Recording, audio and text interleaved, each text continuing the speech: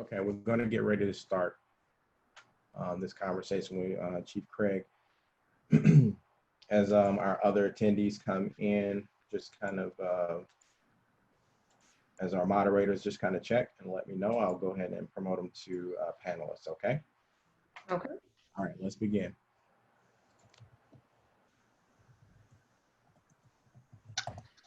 So hi, I want to thank everybody for joining. We're waiting on 2 more panelists. So thank you. I think it's super important to have the hard conversations in the moment when the hard conversations are necessary. Can you admit Clarendon Harris? So right now in Detroit and all over the country and indeed the world, folks are, Black and brown folks and other communities in solidarity with us are speaking out against police brutality, against the death of Black people, and the way oftentimes it goes unanswered, unacknowledged. And so that's what this conversation is about. This conversation is about what this moment is specifically for Detroit, how DPD has responded, how community is responding, and how we move forward. So my name is Alea Harvey Quinn. I'm the executive director of Force Detroit, and we convene the Live Free Coalition. I want to give everybody an opportunity to introduce themselves and their work, and then we will begin our conversation. Najanava, can you go first? Yeah, my name is Najanava Harvey Quinn. I'm a project manager with Force Detroit. I specifically work with community engagement for millennials and our Gen Z community. Margaret. Margaret Allen, I'm a nonprofit consultant. My work has focused on reentry and opportunity youth, particularly with workforce development. Nick. Hey, I'm Nicholas Buckingham, the campaign director for Michigan Liberation. We're a statewide org that focused on the issues around the criminal legal system and also empowering formerly incarcerated folks, myself, formerly incarcerated. And then Chief Craig. How you doing? Chief Craig here in Detroit, seven years as chief. Prior to that, chiefs in the cities of Cincinnati, Ohio, and Portland, Maine. Before that, Los Angeles Police Department for 28 years. And then before that, starting here in Detroit. So I'm looking forward to the conversation. Thank you. A few housekeeping rules before we get started. We want to ask everybody to keep a cool and level head. We're going to ask the hard questions. Please limit your responses to 3 to 5 minutes so that everybody can have time to share. And then we want to be clear that we reserve the right to mute anybody who is disrespectful or cutting other folks off or whose background noise becomes a distraction. The last housekeeping rule is wherever possible, please use I statements. So our first question, and Najanava and I are going back and forth. Najanava has the first question. So we already had everyone introduce themselves. I want us to take a moment to for you guys to each say how the current climate is affecting the work and how we can push the conversation forward based on the impact of the protests and everything. Alea? Yeah, so how are we feeling at this moment? How is this impacting our lives? This is a hard one, I guess, for me, because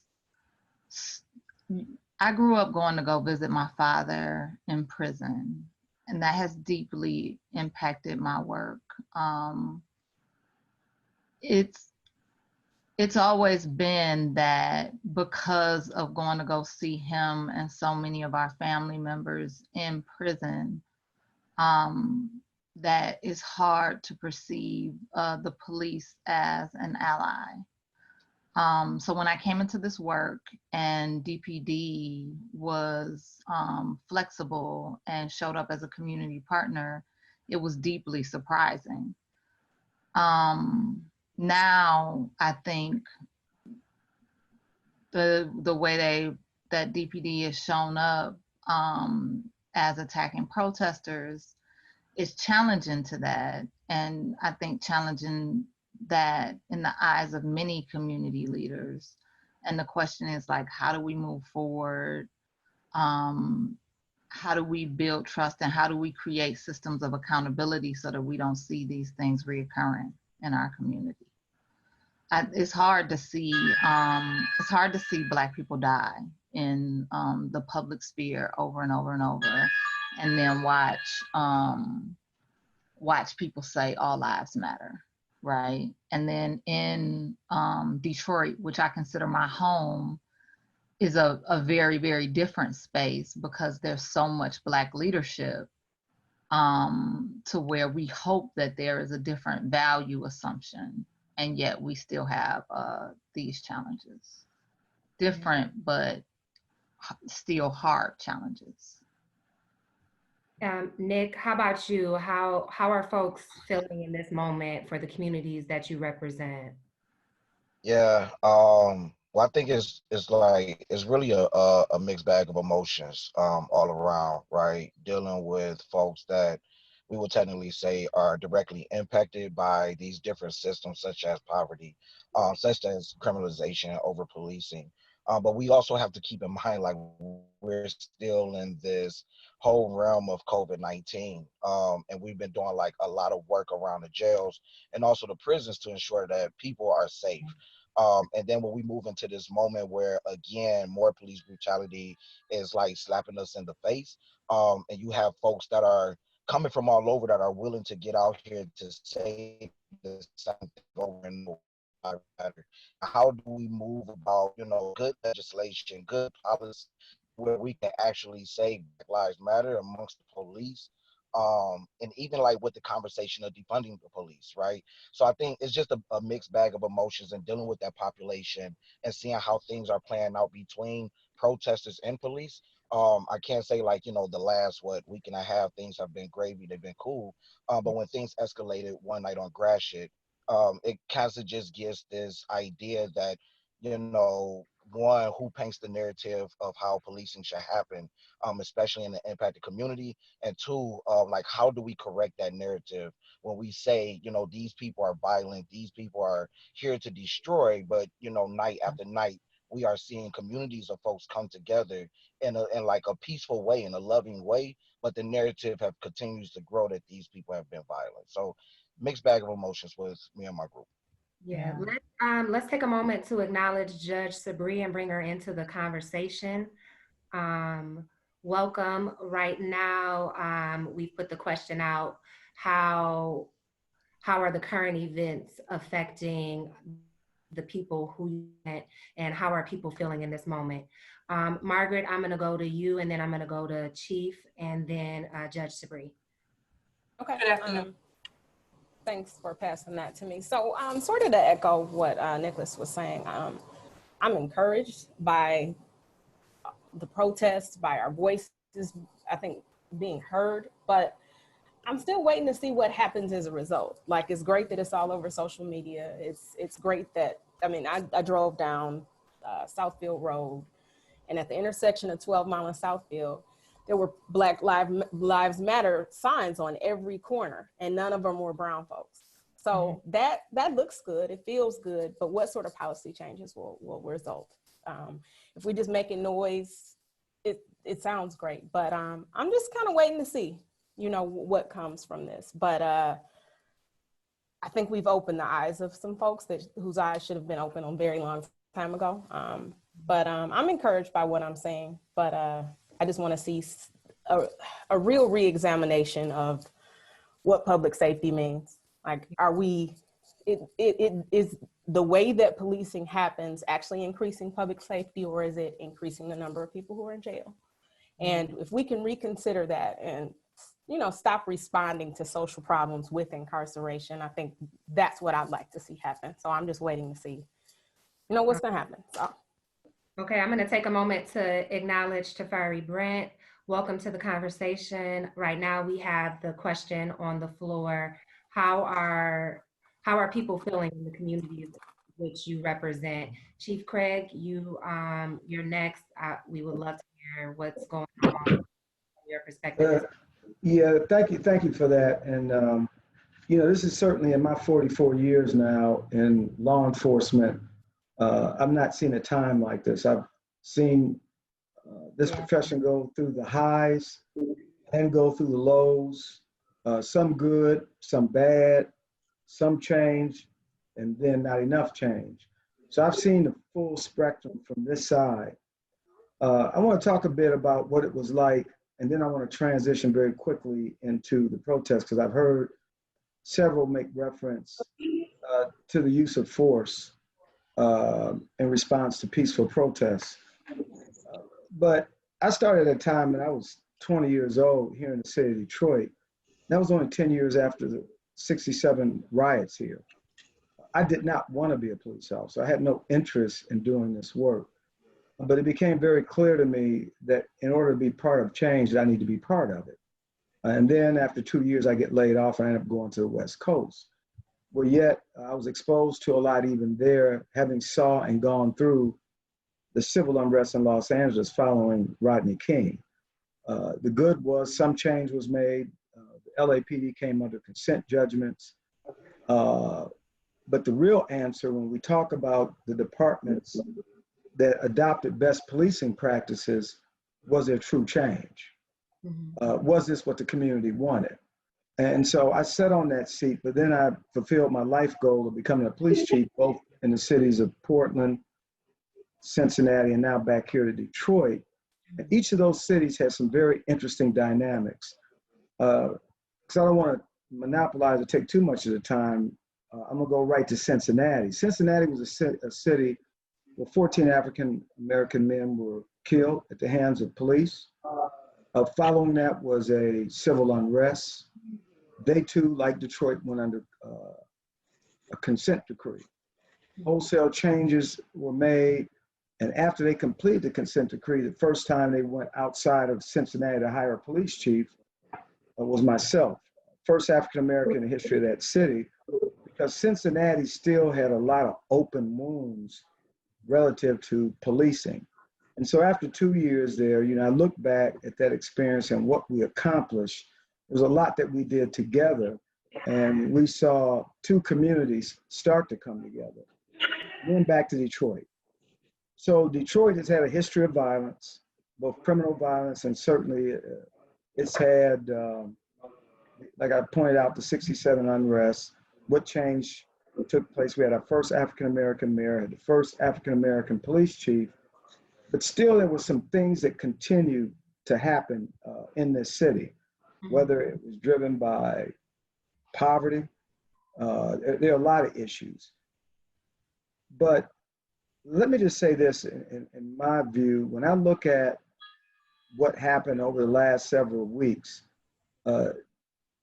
by and large, Detroiters should be extremely proud of their city in the fact that we didn't see what we saw in cities like Philadelphia, my old home of Los Angeles even, Chicago, Illinois, where you saw large-scale looting, you saw burning buildings, you saw a large number of police vehicles damaged. What we saw here, and we saw this in other cities, is we did see that there were a number of peaceful protesters, but there was an element here. There was an organized effort in Detroit, just like in all these other cities, where there were what I would classify not law-abiding or peaceful protesters, but those that had another agenda. And their agenda was to create a lot of problems for the city. The first night, second night, several police cars were destroyed. Several police officers were attacked. One sustained a concussion. and believe me, this wasn't from the protesters that were here to have their voices heard. As I've said publicly, and I continue to say, we support the message. There is no room. Just to stay on, here, how are people responding to what's happening? Like, what's the feedback that you're getting from the community that you represent? Is more the question. Is that a question for me? Because it was some, I okay. was asking how, like, what responses are you getting from the community right now? How are people feeling? That's From, what we want to capture. okay. From Detroiters, the Detroiters I have talked to, favorable. From Okay. outsiders, people outside the city of Detroit, not favorable.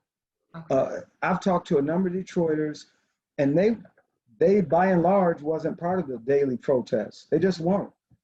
I mean, there were some, but the ones that were creating the problems during the protests, the small number, they were from outside the city of Detroit.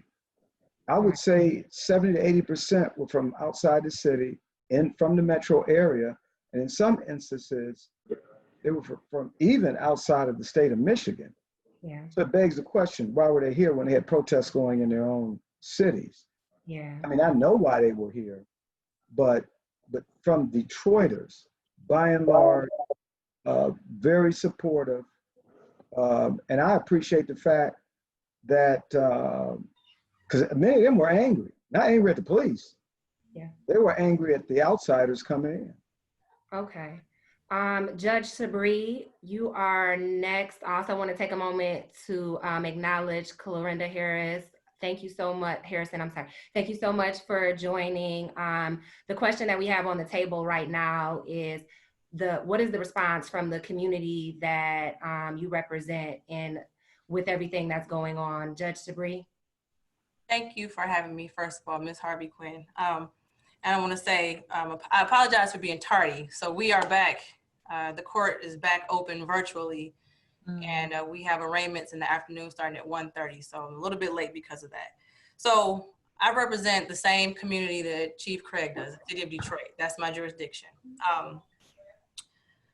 There's a difference, however, between the judicial branch and the executive branch and the legislative branch. Why, I'm not sure, but for some reason, the judges always are detached from a lot of the conversations. That's why I'm so happy that you invited me in, because sometimes it's just the executive and the legislative back and forth, and the judges are always just in the back waiting for the cases to come before. But you know, we have a 28-person bench, and it's all black bench in the city of Detroit. You can't find that anywhere else in the country. So you have to understand that we all live in the city of Detroit. And from what I've seen, people are, and I'll put my personal feelings as well in this. I'm encouraged, as someone else said, but it seems so different. I don't know where this is going to end up.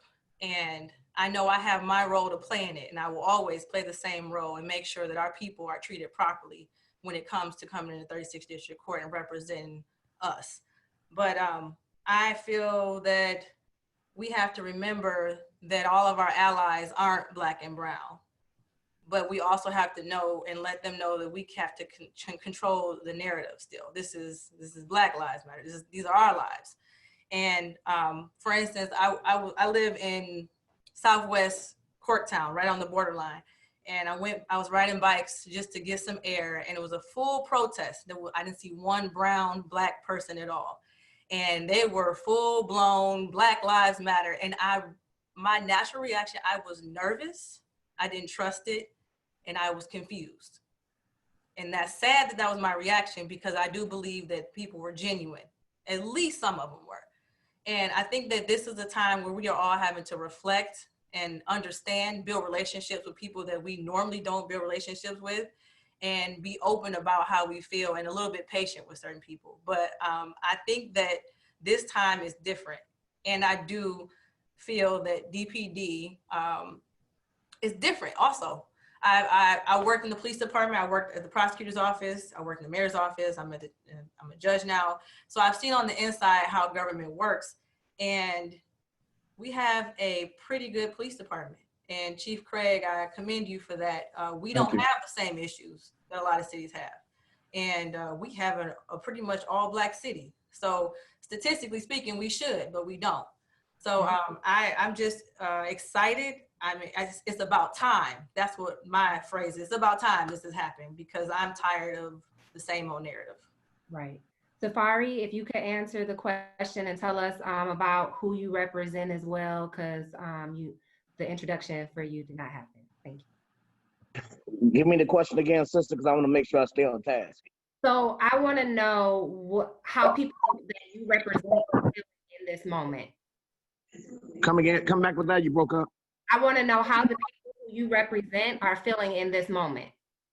Oh, well, let me be honest with you. I'm in several different communities. I know in my community, North End, 48202 specifically, is that, I mean, I think most of us would agree that we have a profoundly different and nuanced relationship with our police department than a lot of these other urban centers throughout the country who are in the middle of an uprising. I think that we have addressed a lot of those issues in 67 and 68. Then, of course, Malice Green in 92. Brother Nick, we talked about that. We've addressed it during, I was a part of those protests in 92. I'm telling my age a little bit. I was there on 23rd and Warren for 5 straight days demanding justice for Malice Green. And then, of course, I was here in 95 and 2000 when DPD had murdered over 40 Black folks. And the consent decree, we demanded a consent decree come down heavy on DPD because of the excessive use of force, because of the idiots like Eugene Brown, who was just a straight up murderer. And then also because of the jail system here. I mean, we had folks dying in our jails. So as a result of almost a decade of consent decrees, concurrent consent decrees, DPD was of course compelled to have to clean up their department. And that is one of the reasons why, you know, in conjunction with good leadership like Chief Godby, like my cousin Stanley Knox, who was the chief of police at one point in time, and his wife, my cousin Dorothy Knox, was the head of internal affairs, and of course Chief Craig has made some great contributions. I think that is why you're seeing Detroit being treated differently, because Detroit police act differently. But they've been forced to act that way, and it's because of our relationships that we've been able to get immediate results whenever something happens. We've had recently 4 racist officers do something that was definitely a violation of police policy and procedure and disrespectful to the community. As a result of their relationships and of course the pressure, and because of the chief's awareness and consciousness, you know, they responded quickly.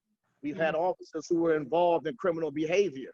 The DPD leadership and the chief responded quickly in regards to holding them accountable and convicting them and locking them up. You know, so because of that kind of response, you know, we definitely have responded in this city to the uprising a tad bit differently. Now, but with that said, there are a lot of issues with DPD. There are issues with the 6th precinct, which the chief and Brass has began to address. But there are issues with white supremacists and racists in the department. There's issues with crime. There's issues with crime in the department, especially by white police officers who have lied in their testimonies, who have written testimonies that are in direct opposition to what the body cams reveal. You know, so we do have those issues, but I think that we are working towards addressing those issues. But I don't want to create the illusion that DPD is perfect, although I think it's better, significantly better than most of the police departments throughout the country. So we have to keep working towards that end. But in closing, very quickly, Sister Quinn, I would like to say, and I think everyone would agree here, because a lot of us are doing this work, here you have white racist Warren police officers beating up a brother delivering Amazon products. Here you have a racist white supremacist in Shelby Township saying some of the most racist shit I've heard in the last 30 years. And here you have a Black woman, Priscilla Slater, 38 years old, dead on the precinct floor in Harper Woods. And you still got folks marching around Detroit. Now, I understand Detroit is the epicenter, and as goes DPD, so goes the rest of the state. It's the biggest and the boldest and definitely the blackest. So I understand strategically why there may be protests here in Detroit. But I think we really need to refocus our energy really need to refocus our organizing efforts towards these suburbs that have proven to be racist, proven to be brutal and oppressive towards our people. And at some point, Brother Nick, we need to organize all the other organizers we're working with throughout the state, and we got to go march on Lansing and hold the governor accountable, because this is a statewide problem, and DPD is the least of those concerns, and we need to take the fight to where the fight needs to be taken to, in my humble opinion. Okay. Clarenda, we're gonna, I want to acknowledge all the powerful things that you just said, but moving on with the time restraints, I do want to address Clarenda Harris. Can you please tell us a little bit about yourself as well as the community that you represent and how they're feeling in this moment? Yes, hi everyone, good afternoon. Thank you for having me, and I apologize as well for being a bit tardy. I was having some technology challenges logging in. Needless to say, my name is Clarenda Harrison. I have my own urban planning and consulting firm called the Everyday Sacred. It's focused on lifting up voices of underrepresented groups, particularly Black people, in urban centers, and making certain that they are part of the systems change that's happening in Detroit and in other communities. And I've been doing this work for 17 years. So as a person who's representing community at large, and particularly Black people in Detroit, as a resident, as a native Detroiter, I agree with these sentiments that that's been expressed regarding DPD, and the fact that, you know, we're fortunate to have leadership within the department, particularly in Chief Craig, who listens to community and tries to make good on ensuring that our police officers are protecting and serving our citizenry. But I also agree that it's not perfect. And I think when we rest the conversation within the interpersonal, meaning there are a few bad cops, there's, you know, not every cop is bad, and that's certainly true. We ignore the fact that it's a system, and the problems are at the systemic level. And so as we think about what reform needs to look like, and we think about how policing needs to show up differently, I still see a lot of improvement that needs to happen within DPD. I remember growing up as a young person in the city in the 90s, and when I was with a Black male, a young Black male, I would be afraid of being stopped, because we would be stopped constantly for whatever reason. And of course, that was over 20 years ago now, but I still see and know, as a person who's living on the east side of Detroit, that those kinds of tactics are still in play. And what I'd like to see is thought processes around, what does systemic reform look like? What do new frameworks of how we police in our communities? And is policing even the right word when we're talking about working with communities and ensuring that they're safe?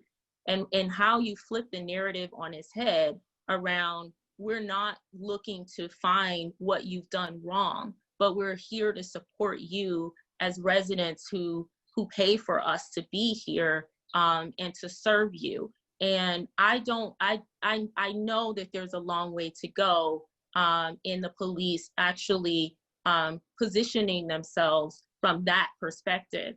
I've seen community policing done well in this city. I've had a chance to spend time with some of the individuals who are appointed to that work, but there needs to be more. And I'd like to see police officers be a part of the community, as opposed to being enforcers and regulators within community. Yeah, thank you for that sentiment. I want to introduce Dewan Kennedy, who is a part of the Live Free Detroit Coalition, also the People's Action. He's an organizer and a returning citizen. I'm gonna ask the next question. I'm gonna ask this next question to the chief and to Fari. And then I want anybody else to share their impressions. On Thursday, May 28th, Chief, you publicly announced, or no, I'm sorry, you publicly denounced police brutality and called for the arrest of the officer that killed George Floyd. On the next day, DPD forces responded aggressively to protesters. These seem like extreme highs and lows in police community relations. And I want your feedback on how you read that series of events. I want everybody to share how they read that series of events. So as I indicated when I first got started in my remarks, also, can you share the sentiments of officers in this moment? Absolutely. Okay. Officers were attacked. I mean, by and large, as I said before, we agree with the message. We certainly agree with and support the so many protesters that were out in a lawful way. So I make the distinction between protesters and those who are committing crimes. Those who were committing crimes committed significant property damage to police vehicles on the first night. One individual was arrested for that. We also had individuals, and one is participating in this call, that we were attacked with projectiles, small boulders, railroad ties. In one instance, there was a small, I guess it was a fireworks that was thrown. That part, those individuals responsible for that were not peaceful. And so in response to that, that became a concern. We certainly didn't want to see happen what happened in other places. We were also concerned about the protection of those who were lawfully there to protest. So before a decision to deploy gas or other non-lethal munitions, several warnings were given so that those who weren't involved in the illegal activity could disperse. That was a last resort. We did not want to do that. But when our officers are being attacked, and I think what's not often talked about in the conversation, does anyone think it's okay to attack officers with projectiles, especially when you talk about railroad ties? That's a fact. Some would say that never happened. That's clearly not true. It did happen. And so, so there were several nights when the protests at different points, usually after darkness, that became violent.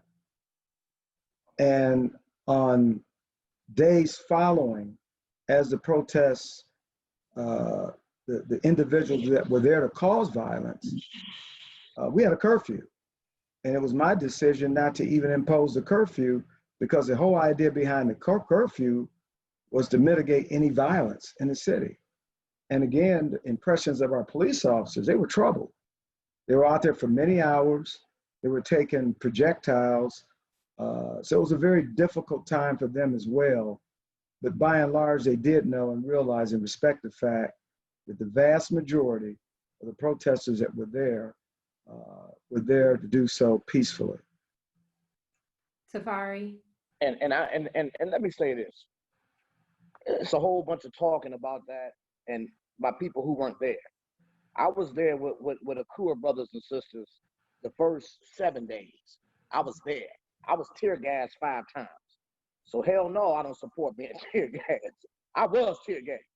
I was at the standoff on Michigan and 3rd. I was there when the white folks geeked up the interaction between protesters and the police. And then, you know, young brothers, you know, we good with the turn up, right? So ain't nobody gonna turn up harder than us. And I saw young, well-meaning, politicized brothers being used by some of these white protesters and forced to the forefront while the white protesters stepped back. I saw that. And I talked to the young brothers and said, turn around, where they at now? While they're using you to engage, where are they? They were nowhere to be found. Now be mindful, the national strategy has always been put the white folks on the front and the black folks behind them. That's the national strategy. But in Detroit, that ain't what you saw until we started criticizing these folks.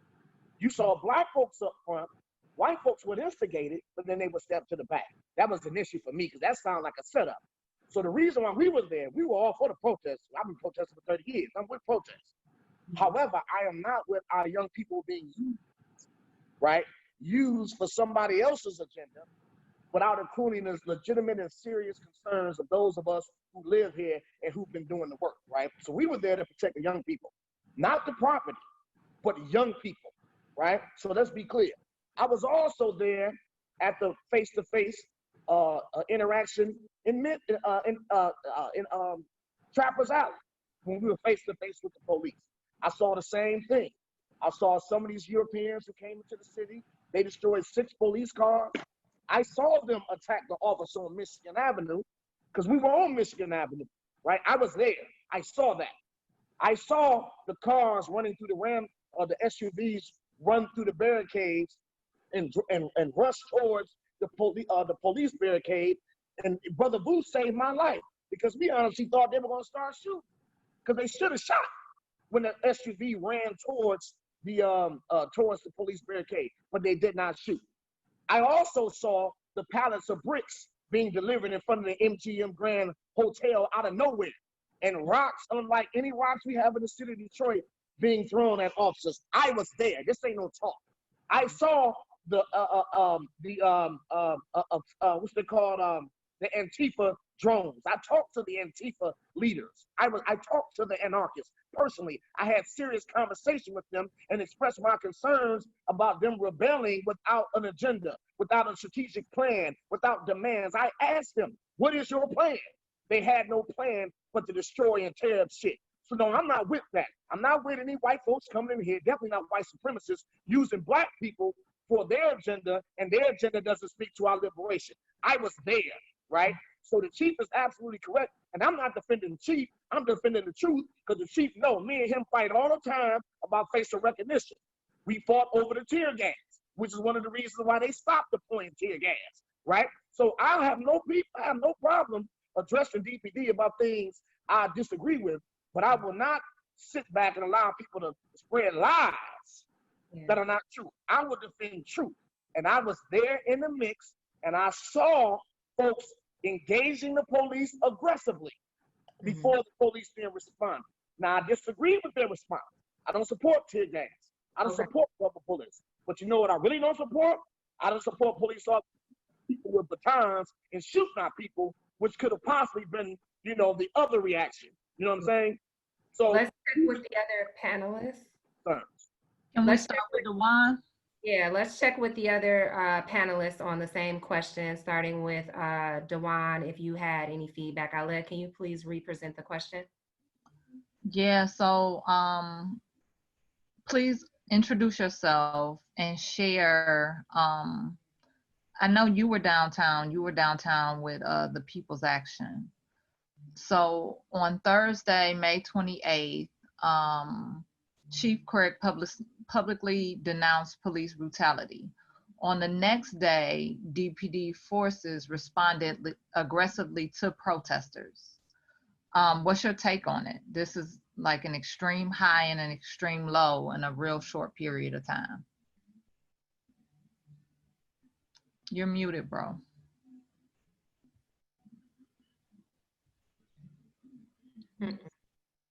There you go. I can't hear him. Dewan? So let's go to the next panelist. Is there anyone else who has input on this question that would like to answer while Dewan gets his technical? Nick? Yeah, I would definitely like to answer this, and just thinking of like it.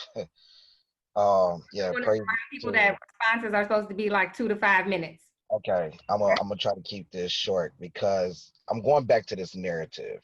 And Chief, I hear you, and I see you. I want to just acknowledge that. But when we speak about a few individuals that we would call upset protesters, and then the attacks will happen to the general population of the protests, just paints this bad narrative of bad policing at that moment. I also been out there, just about every day. And I have been able to not only march with those folks, but I've organized to bail out a lot of the individuals that were locked up from the protests. We raised our own money, and working with the National Lawyers Guild, we was also able to do a lot of legal observance throughout the entire time of this protest. And we have a lot of footage to show that, you know, the narrative of this being angry protest, I don't see where that narrative fits in. And there was a particular moment where this protest went down Gratiot on the east side of Detroit. And this protest went off into the community off on Mack and Gratiot. And when I was in this protest, I seen people come off of their doors. I seen children crying. I seen Black men and Black women willing to jump into the fight with other Black and brown and also white allies. And by the time we made it to Gratiot and Conard, we were approached by police with a tank and their helicopters and their batons and their shields and their guns and everything else that we are saying that we don't want, we don't need. And when we talk about being peaceful, I believe that if the police never got in our way that night, we would have made it all the way to East Point and would have been out of Detroit's hair. It probably would have been history making in the book. But where I feel the lack of concern or moral respect is after we were brutally arrested on Gratiot without any incidences happen from the protests, you decided to take a knee with the officers, not once but twice, with the particular pastor within the city of Detroit. And when we talk about this narrative that these people were from out of state, they were from out of town, and when you start to have conversations with them, we organized, my base have grown to about 400 to 500 of these people, understanding that some of them are college students. Some of them are coming into Detroit because they understand that Detroit has become ground zero, but not having that clear vision of how the Detroit police have evolved over the years. And I just think, you know, the day after we were arrested on Gratiot, Chief, you stood in the protest and you denounced curfew. You denounced the curfew after we were brutally arrested. And so again, that crowd that went through the east side, we talking about some of the most directly impacted people in the city of Detroit that was getting out of their homes, out of their cars to march and just say Black Lives Matter and say their name, George Floyd. And we were attacked. And we can't say it was for curfew because it was hundreds of people out there. Chief Craig, do you want to respond to that? Yeah, I'd like to respond to it. First of all, I can appreciate how you feel. You obviously didn't see the images that followed the next day from community members that came out of their houses once again, applauding the police. They felt, and I was there. You're absolutely right. And it was for curfew. It wasn't because we were being attacked. However, what you left out of your discourse was the fact that the first few arrests that were made for curfew, subsequent arrests, then one sergeant in particular who was pulled in by several of the protesters, and I don't know if I should call them protesters, pulled in, he sustained an injury, certainly the protesters did too, and it was resolved very quickly. Again, we never wanted to use any kind of force. We repeated several times, there was a curfew. That was the reason for the arrest on that day. That was the only reason, but you might, and what you also left out was the following day, I was out there as well. And it was my decision based on the peaceful nature of that protest. And keep in mind the days leading up to that day, the reason why we even imposed the curfew is because our police officers were met with violence. I think one of the things, and I think Tafari said it best, because he was truly on the ground, embedded, but it was violent. As I indicated, is it okay, should we stand there and ignore the fact that there were officers getting injured, and we wanted to give enough time and enough warning, and I was there, and I know how much warning was given. Hey, you should disperse. We're gonna make arrests. And in fact, I told several officers once the officers moved in, some began to run out. And I said, let them go. But this characterization that you just made about African Americans coming out of their house, They were angry because, you know, like I know, the vast majority of the protesters on that day were not from Detroit. That was at the genesis of the anger. And I'll tell you this, there was a group of African-American gang members that we were aware of based on intelligence that were probably about 6 to 8 blocks away. They did not want the protesters in their neighborhood, not this group. Again, we all agree with the message. And to the point about taking the knee was for one reason, showing solidarity with the message. If it was misinterpreted, I'll give you the apology right now. But it was my way and the police officer's way of saying, we support the message that what happened to Mr. Floyd was criminal, it was murder. And so that was the reason why the knee was taken, no other reason. That was it solely. So I would just ask, you know, I'm glad we're having this conversation, and maybe you believe me, maybe you don't, but that's the impressions I got. I just wish you had been there the next day when we had our press conference there. I think you would have been you would have a different tone. If I may. I want to, I got to go to Dewan. Nick, we're going to come back to you, but we do have to acknowledge the other panelists. Much Dewan, respect, much respect. what's your feedback? Dewan, we can't hear you still. Are you? Yeah, I still can't hear him. No. Do we have any other panelists who have feedback on the question that has been presented? Can we hold up the name of Jabbar Harrell, the brother who was murdered?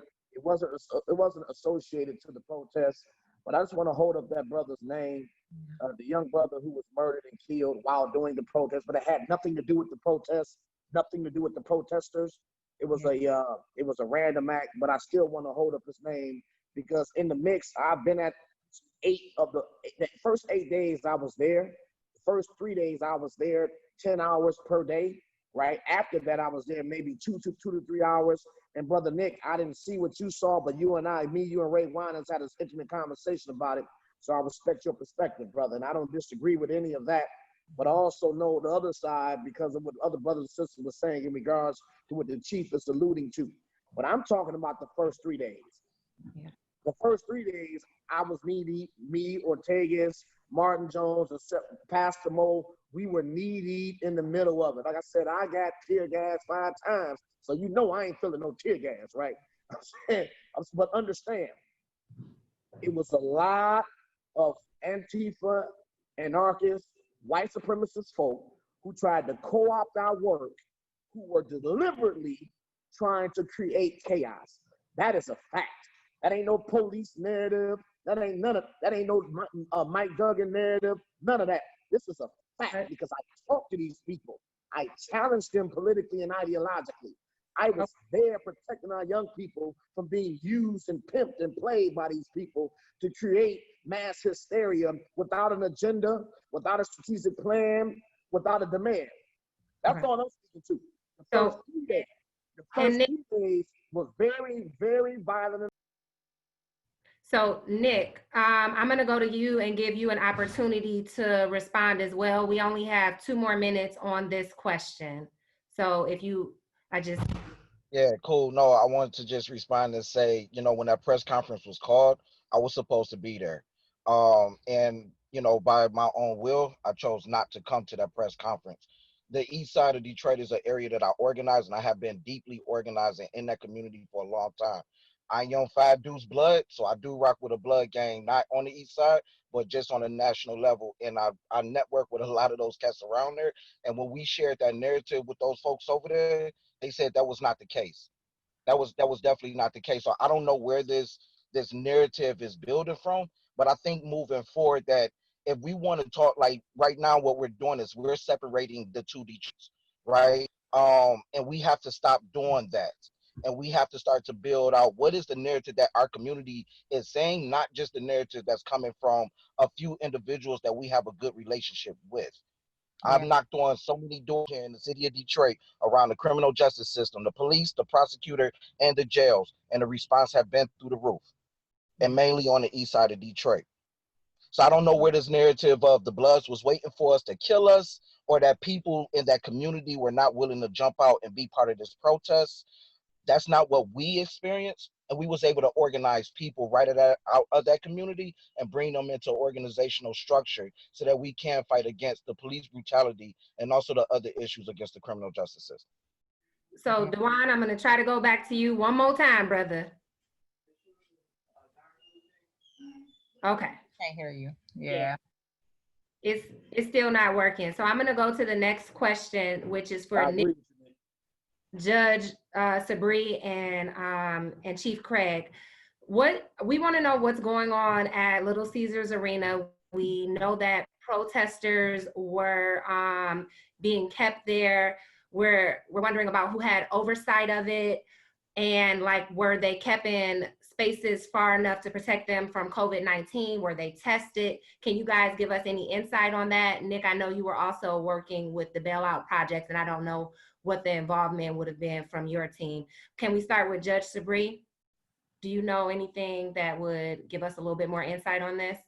So it wasn't even brought to my attention that that's where they were being housed. So once again, one of the things that happens with the judges, we don't get the information until it's brought before us in court. Some of the reason why that is the way it is so that we can be impartial and hear facts from both sides.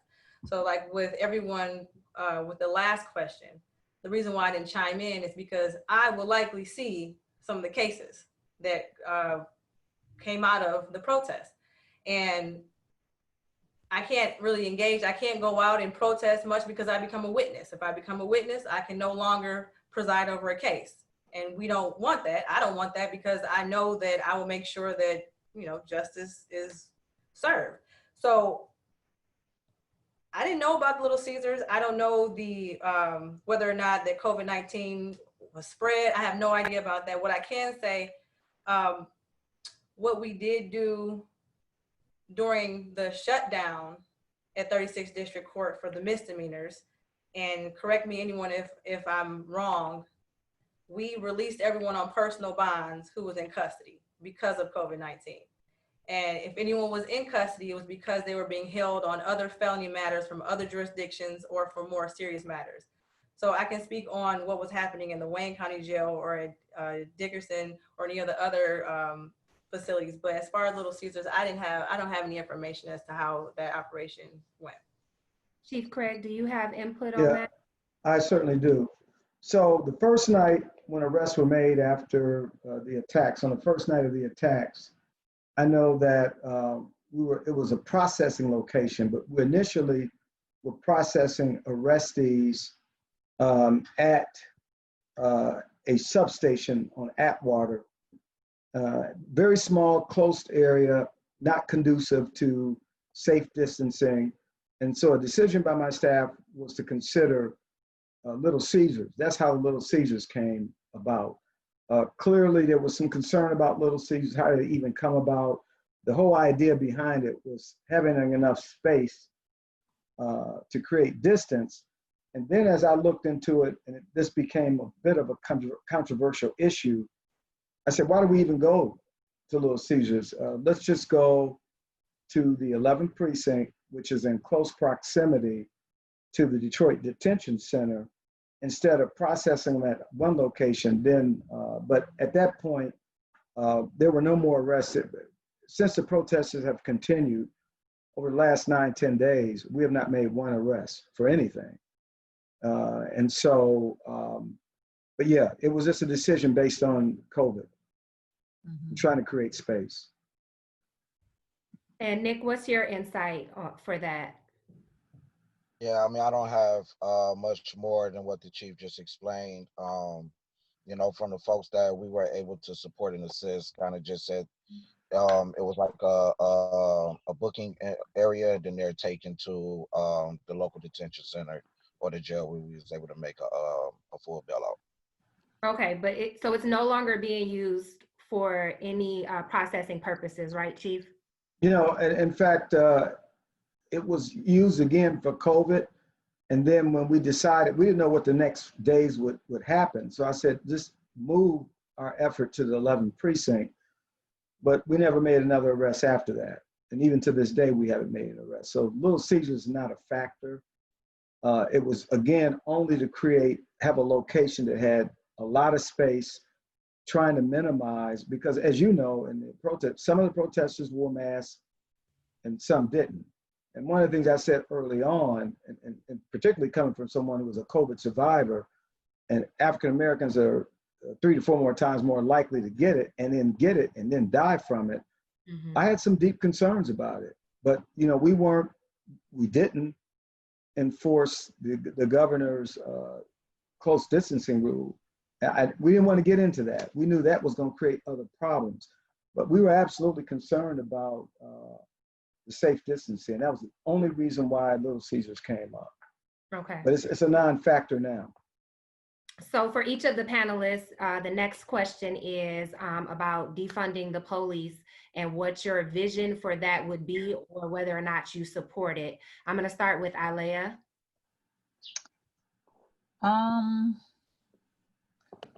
So I think our work has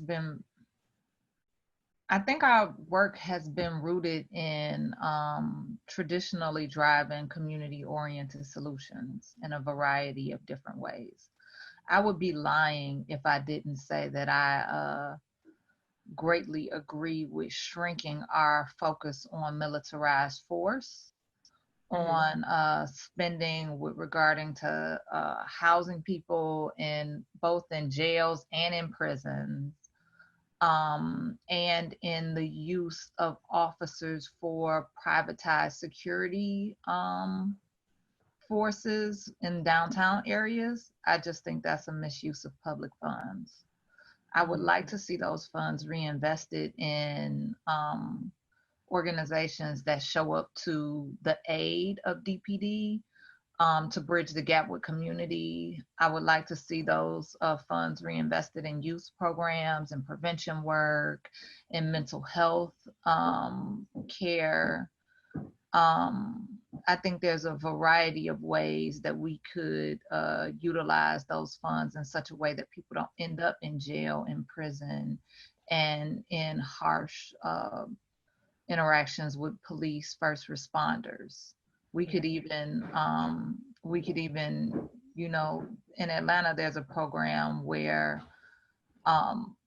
police show up with EMS and other strategic support, so that when somebody responds to a police call, there is a team of first responders that has a variety of care options for community, so that our only option doesn't become putting people in prison.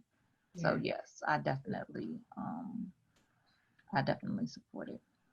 Okay. I think community policing has been a good alternative approach, though. I think the work of specifically Chief Bettison has been phenomenal. He has great relationships with a number of community groups, and I think that work could be deepened. Okay, thank you. Ms. Clarenda, you are next. Do you support defund the police, and what would be your community vision? So I would say that I support a full restructure of how we distribute the budget. So I don't necessarily feel that the funding in total should be extracted from the police department, because I do believe that the police play a significant role.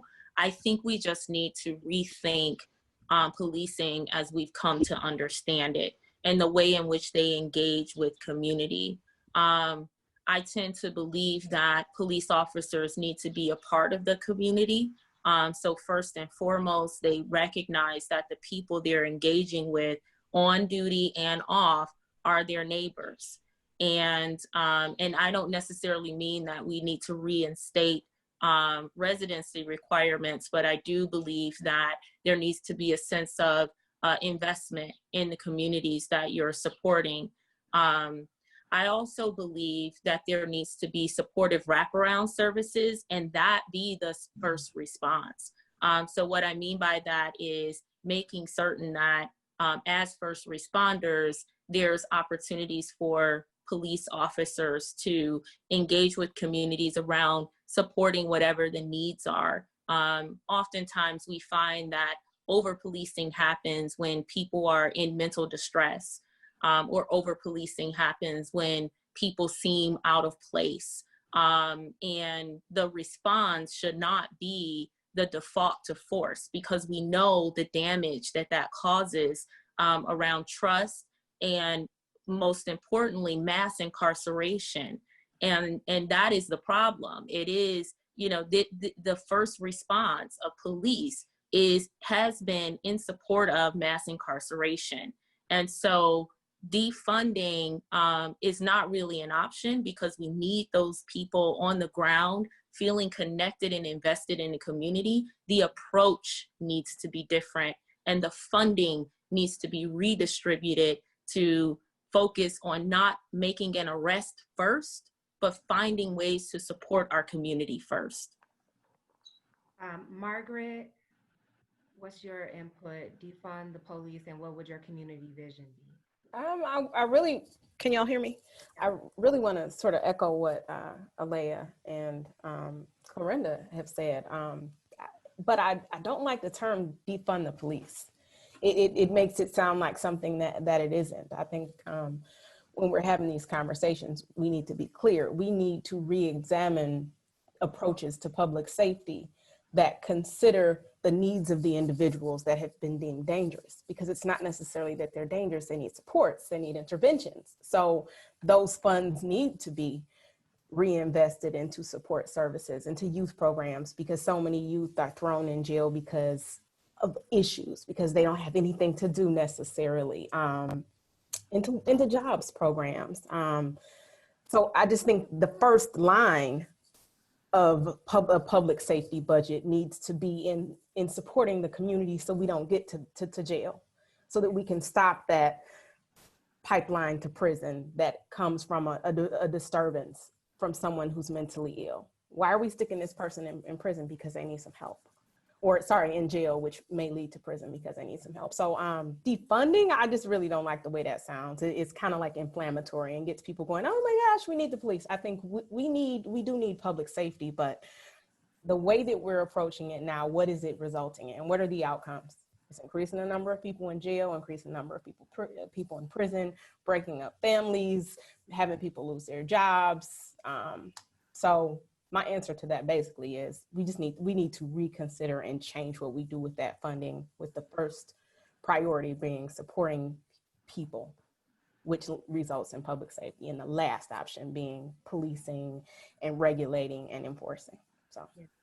Safari, do you support defund the police, and what would your community vision be? Well, I need a firm, and I think Brother Nick and I have talked about this. I need a better understanding of what defund means. I don't want to disrespect those who utilize that language. Being an old corporate guy, before I defund anything, I need to see an itemized breakdown of the budget that we're talking about, the funding, right? Mm-hmm. So I just need to see it. I need to better understand what that means. I try not to talk on stuff I don't clearly understand. I don't think it's been clearly defined. I agree with my sister, Margaret, that language, that language is perceived in a very, in a way that's not very healthy to what I think the intentions are behind the language.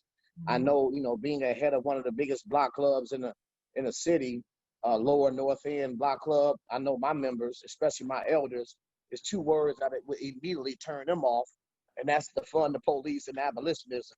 So the old folks and the survivors of homicides are like, you talking about getting rid of the police?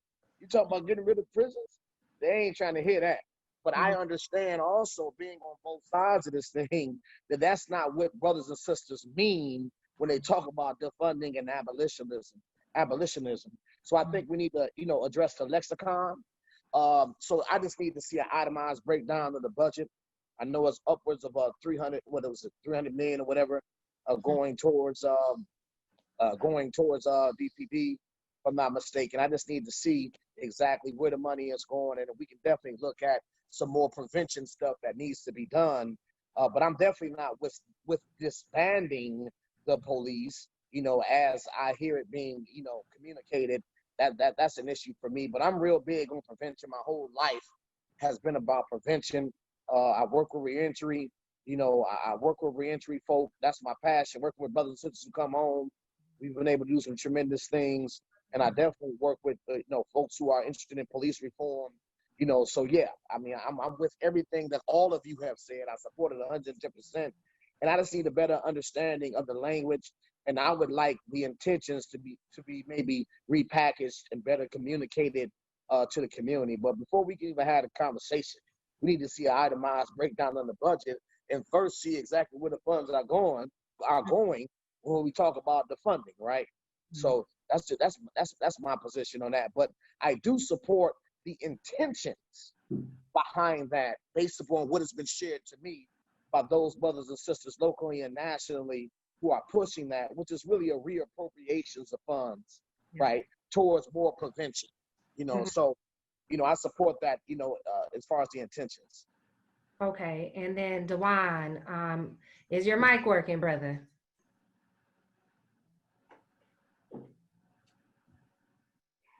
DeJuan, is it possible for you to unmute on your end? You're unmuted on our end. Okay, so I'm gonna go to Judge Sabri next. I want to know your intake on defund the police.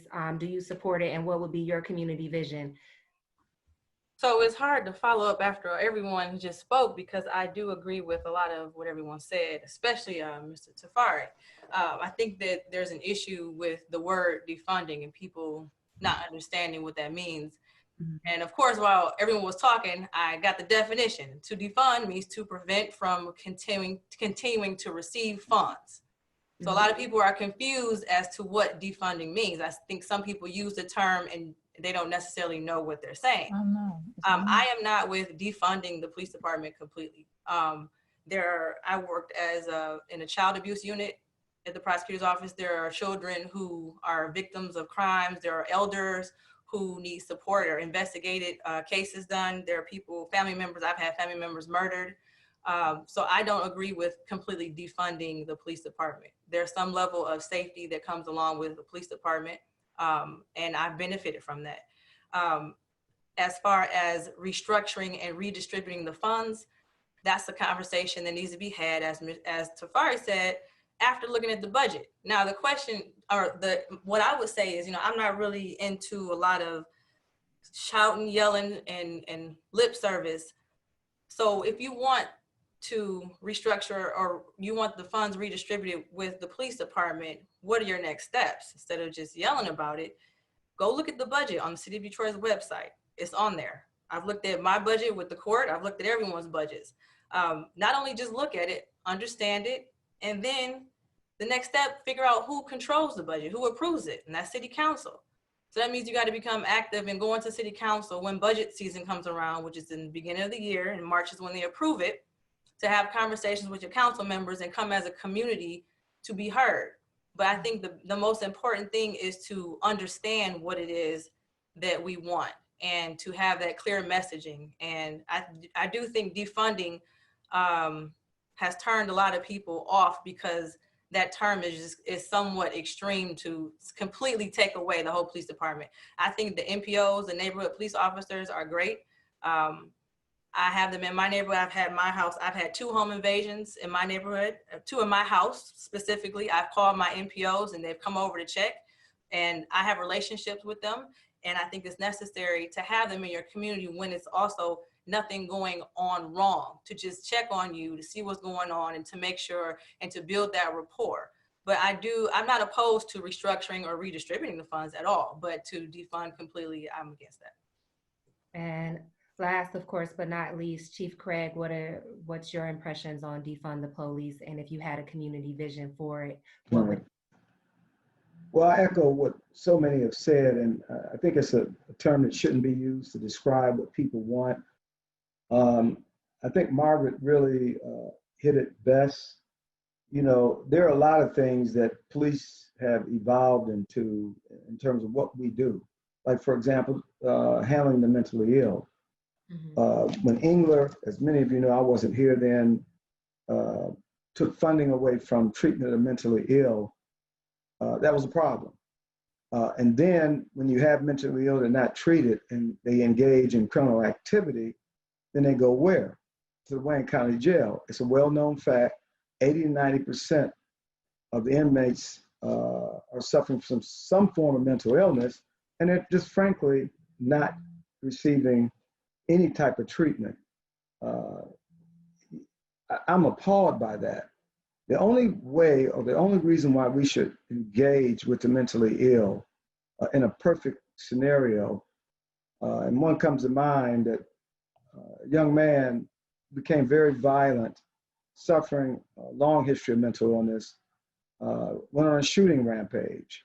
And during that rampage, he shot 3 women fatally, shot an off-duty police officer, and shot an off-duty school police officer, or an on-duty police officer and an off-duty school police officer. In an instance like that, you know, certainly one would want the police to come out and try to mitigate and certainly negotiate with this person who has shown violence. But a lot of times people become violent. You know, even when we go back and look at COVID, our calls by our SRT unit, they're the ones, or SWAT, what is commonly referred to, have increased substantially. And most of their calls are anywhere between 60 to 70% someone suffering from mental illness. But it shouldn't get there. And I agree that there should be alternatives on the front end so that we don't have to deal with it. I mean, there's been a lot of conversation about homelessness. You know, should we be involved in that? And then let's talk about domestic incidents. And I say this carefully because you got something called domestic incident and then something called domestic violence. Domestic violence certainly suggests that there was a crime, that was a battery. Police have to come and investigate and take whatever appropriate action necessary.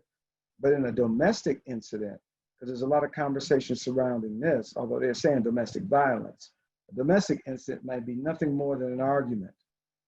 And during that argument, the police get called out to address whatever's going on between these two individuals. Do we have to be involved in an incident? Probably not.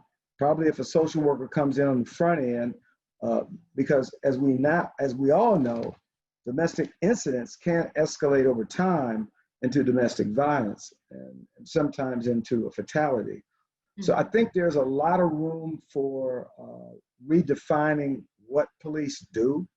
I'm certainly very open to it because, and then the last thing I want to touch, because there was some conversations about the budget. So the Detroit Police Department's budget is about $330 million. So it may surprise some to know that, and this is not just unique to Detroit, but most police budgets represent anywhere between 75 to 85% of a police budget is personnel costs. So when if in a true sense of defunding and redirecting funds, there's a great likelihood that it would force layoffs because that represents the largest chunk of the budget. And let's face it, pre-bankruptcy, we all know what defunding looked like with the Detroit Police Department. Police officers had 10% of their pay taken. And we're still trying to restore, police officers up to what I would call market for what the work that Detroit police officers do and what their pay is. We're still below even some of our suburban police departments. So I agree with a lot. Like many, I just think it's an inappropriate characterization of what one wants to do. And I do believe in all the social programs, whether they're youth-based programs. Certainly we're very big on prison reentry. I think statistically, studies have shown that returning citizens are some of your best workers.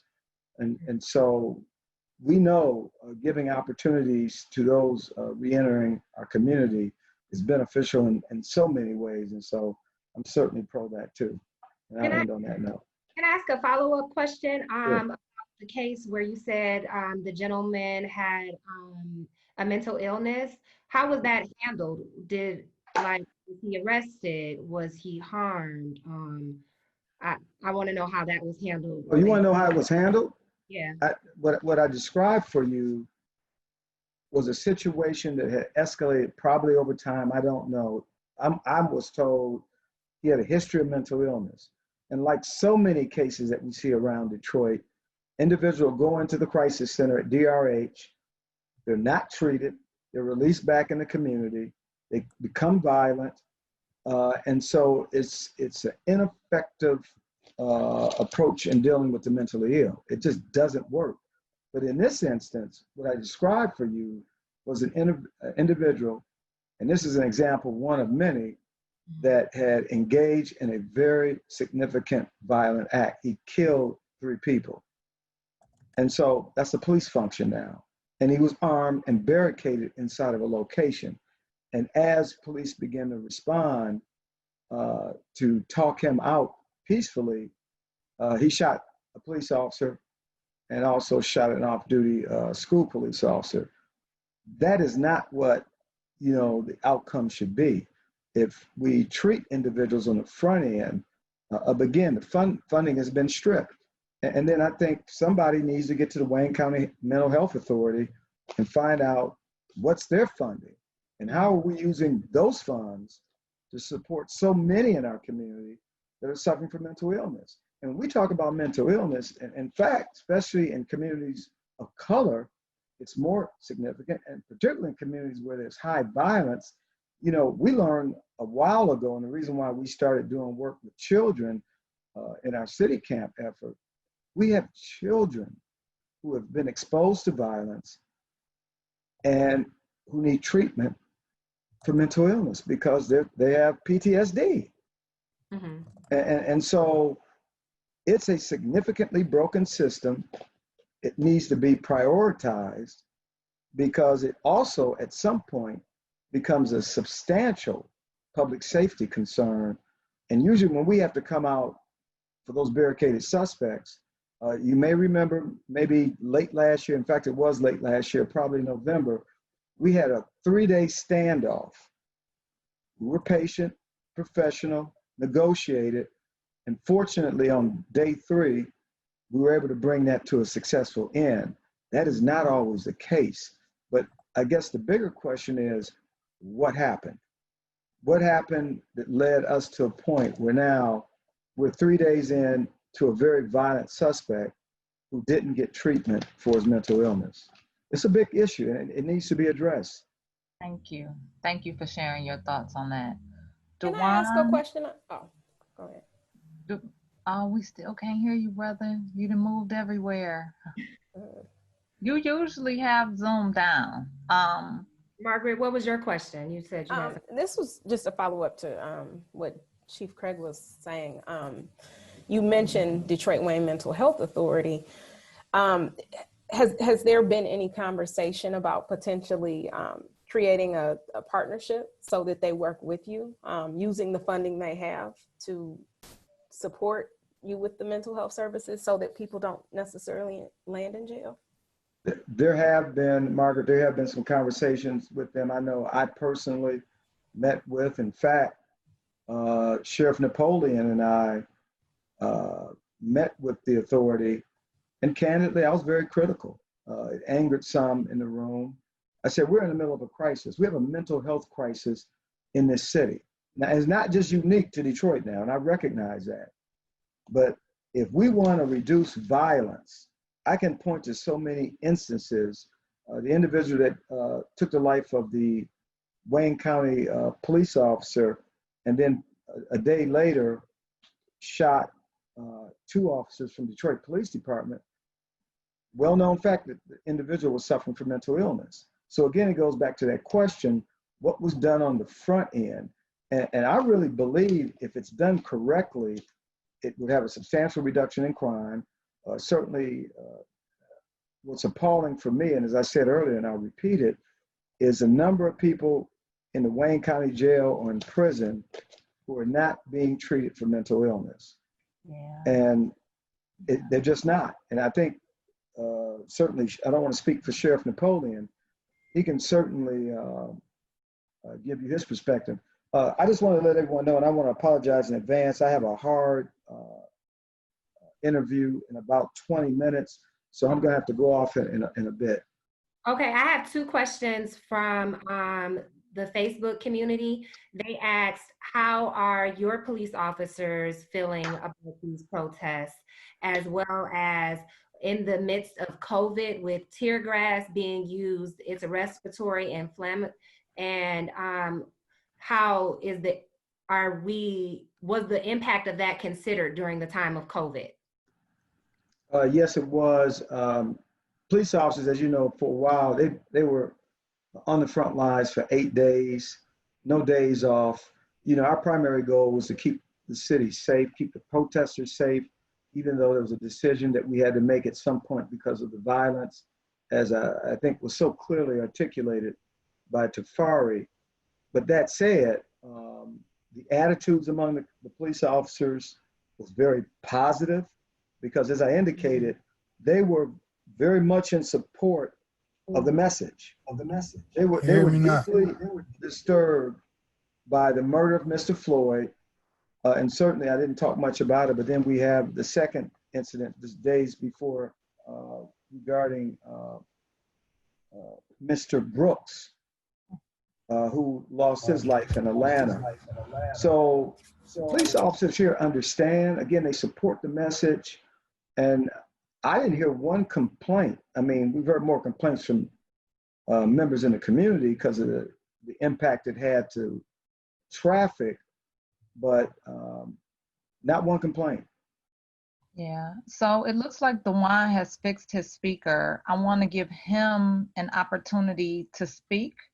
I want to also ask, I would have been asking this question to both you and him in the first place, but DPD shows up differently for community leaders than it does for young people, and especially for young Black men.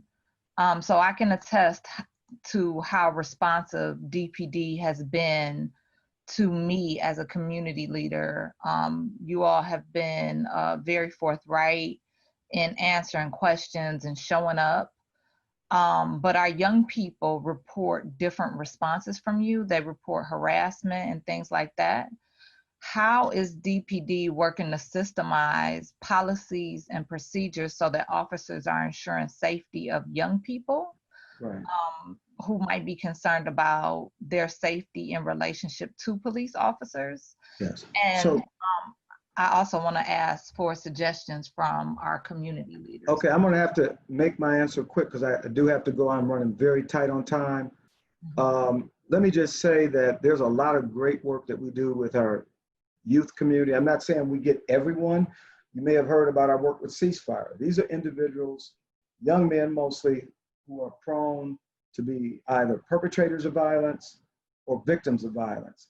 We've been doing that very effectively for well over, I want to say 3 years. We were doing it once a month before COVID struck. Some of these individuals were gang members, but some had a long history of violence. There are some success stories that come out of that. So that's one thing we do. And if I had more time. Ceasefire is a particular program. What I'm asking about is how you are working to build relationships between. That's part of it. I mean, if you let me, I'm trying to wrap through it as fast as I can. That is part of building relationships with a community that oftentimes doesn't get connected to with the police. Secondly, we do something called Brotherhood and Sisterhood. This was a program started out in the 8th and the 9th precincts with young people, and it still goes on to this day. We do something called City Camp. Now, I am and without disclosing everything, I am rolling out a new initiative that really is going to take what we do to the next level. Captain Cox, who is in the audience, who is listening, he's going to be directing that effort. It's very different than what our neighborhood police officers do, but many of you probably have heard of police legitimacy and procedural justice. We started this work maybe a year to a year and a half ago. Started in the 5th precinct, moved around. We have some small successes. So I've decided that we were going to institutionalize it in the police department in a much broader way. I have a meeting set up with some of the local community activists. Anybody who's interested in being part of that, I would certainly invite you to come in. But really, in the long and the short of it, it's those community members that may have had a questionable contact with the police or concern that they weren't treated properly. We know it, many times they make complaints, so we can find them and invite them in for this procedural justice center. But likewise, those officers who have been on the other side that caused the complaint, maybe had some problems interacting with the community, we're bringing them in as well. So more to come. I don't want to get into a lot of it, but this is one initiative, like many, very excited about, but it's not a part of what Todd Bettison does. It's a separate effort, but there is a direct connection to the work. So again, how could they be a part of that? You said you invite anyone. How could they be a part of it? Well, Captain Cox is on right now. If it's a way, I got a meeting. I'm sorry.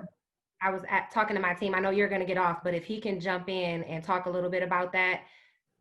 Yeah, I don't want him to go in a lot of detail because we still got some activists. What I gave you was kind of a snapshot, but he can talk one-on-one because it's I want to make sure the messaging is correct, but I'm planning on releasing this within the next few days at the earliest, and at the latest early next week. But I am meeting with some local activists. I believe my meeting is set for tomorrow or Thursday. And some have expressed interest in being involved in that. And so, but we are looking for those who are interested. And so I'll be glad to talk to any of you who are interested. But I think it's going to change the trajectory of what we're doing and really take us to the next level. I'm very confident in it. Email that you can give out, or I'm phone sorry? number? Is there an email that you can give out or a phone number that people can call if they want to be involved? Yeah, I'm going to give out, and let me do this and I know he's listening and I don't think he can get in. I'm going to give you his cell phone, and this should not be used as a live. This is live. This is for the public.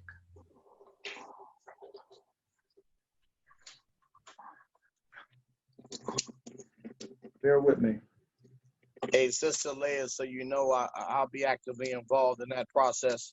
Oh, and of course, I'll make sure all those who are involved with this will be aware. Is that Tafari?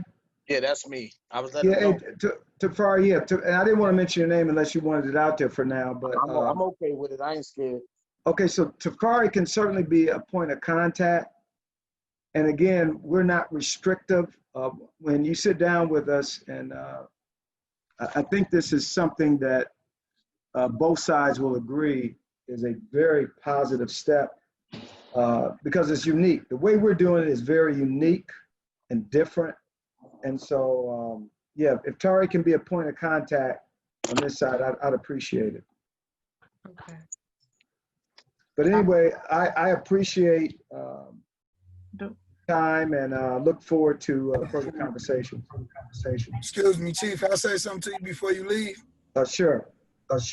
Yeah, I just, since I was 11 years old, I lived a life of crime. I'm from Joy Road, Evergreen, Southfield area. Got indicted in the early 2000s. I've been abused by officers, not knowing my constitutional rights, them hopping out, making me pull my pants down, looking for crack. So tasked with a job that they become just overly aggressive. My thing would be, because everybody on here, we all come from a family, and most of our families come from the same background. So we know what happened to us. We all suffering from trauma. We not out here selling drugs. We not out here shooting each other because this is something we like doing. This is something that we've been conditioned to do before we even came out of our mother's womb, and we know that. We know that. So the thing is not like policing us. While I was in prison, I noticed this about officers. And I noticed it in prison because you in contact with officers more than you would be, especially if you're not the type to deal with officers and give them information. But I noticed that the officer that treated the person right, asked the person how he was doing, checked on the person. Even when that officer had to cuff that person up and take that person to the hole, the person understood. And the officer also understood his place as far as in dealing with the person. Like I don't see that out here. I don't see no officers engaging with nobody in the community. I don't see them pulling up, hopping out, trying to talk to nobody, asking if it's all right for them to talk, to have a discussion. I don't see officers getting out, asking people how they feel. Even with what just went on. We talked about marching with you in solidarity. Well, a woman was just found in the cell, and we talk about these police departments outside the city.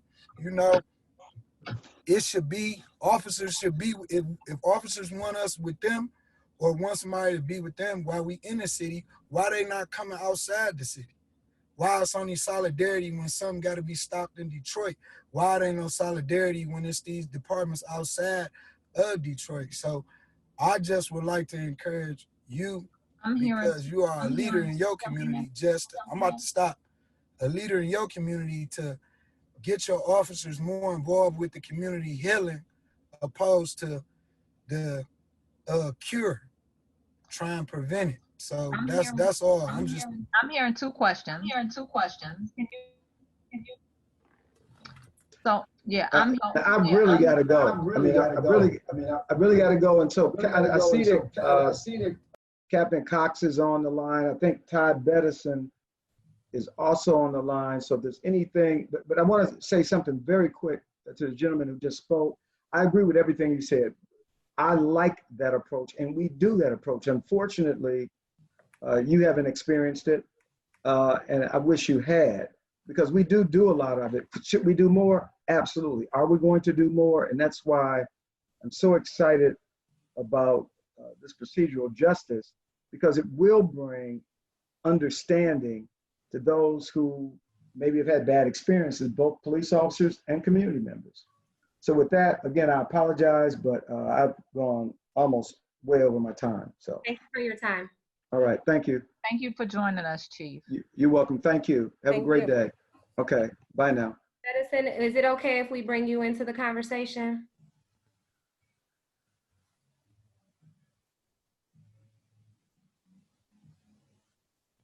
Okay. And is it Captain Cox? Could you tell us a little bit about you and about the program that Chief was talking about, and maybe how people who are listening on Facebook can get in touch with you or Tafari? If you guys could both give us the information so people could contact you if they are able to be a part of this narrative. Sure, absolutely. Good afternoon, everyone. Thank you for the invite, and thank you for having me on. My name is Captain Rodney Cox. I've been with the Detroit Police Department for approximately 27 years. I'm currently assigned as the captain in charge of the 3rd Precinct. It's with a great honor that I've been asked to direct this new effort and this new command that the chief is establishing, primarily designed to build that relationship between the community and the police, but also to work internally and to provide support to officers. As a believer, one of the things that I've learned over time is that whatever you do internally will manifest itself externally. And that's what the purpose of this is. So without getting into the specifics of the command, because I want the chief to be able to be the one to make that announcement, I'll just say that I'm very excited about it. I've learned about the different components that will be used to help bridge that, build that relationship. And I say build and strengthen because we have one right now that we've been working on for 7 years with the different programs many of you are familiar with: neighborhood police officers, peer support, and that helps officers, and then different things that is designed to build that relationship with the community. This is designed to expand on all of that we've already been doing and to build it into something much on a larger scale. And again, I'm excited about it. And for those who wish to be a part of that, who wish to help, because I am definitely going to be looking for volunteers. I'm definitely going to be looking at the different parts of the community to be a part of this and help build this and have a voice as it relates to what they want this to look like, I'm definitely gonna be reaching out to people. So I can be reached, and this is my cell phone number. That's 313-363-1847.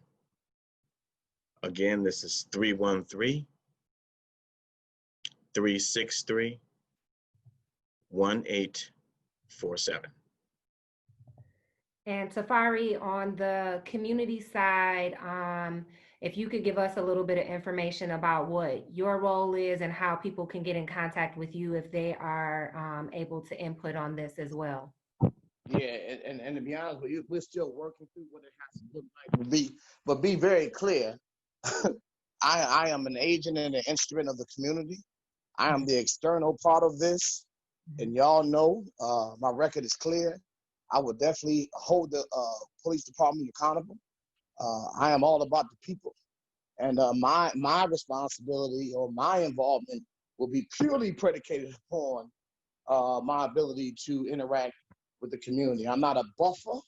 I'm not a spokesman for the police department in no form or fashion. I'm all about the people. So we're still trying to work out what that looks like in regards to whether or not, in regards to what my involvement may look like. But absolutely, I mean, all concerns, all issues will definitely be brought to the table that's brought to me by the people. And I will make sure and ensure that every voice is validated and heard, and every concern is validated and heard and implemented, once we ensure that it is something that is actionable. So you can call me 313-595-1943, 313-599-1943. You're breaking up. So when you get to one spot, can you say your number again when you're not breaking up? 313-595-1943, 313-595-1943. And the more voices that are heard, the more ideas that are brought to the table, the more people that are involved will make the process more robust and thereby more effective and impacting. I'm not interested in doing any ceremonial stuff. I care nothing about the media.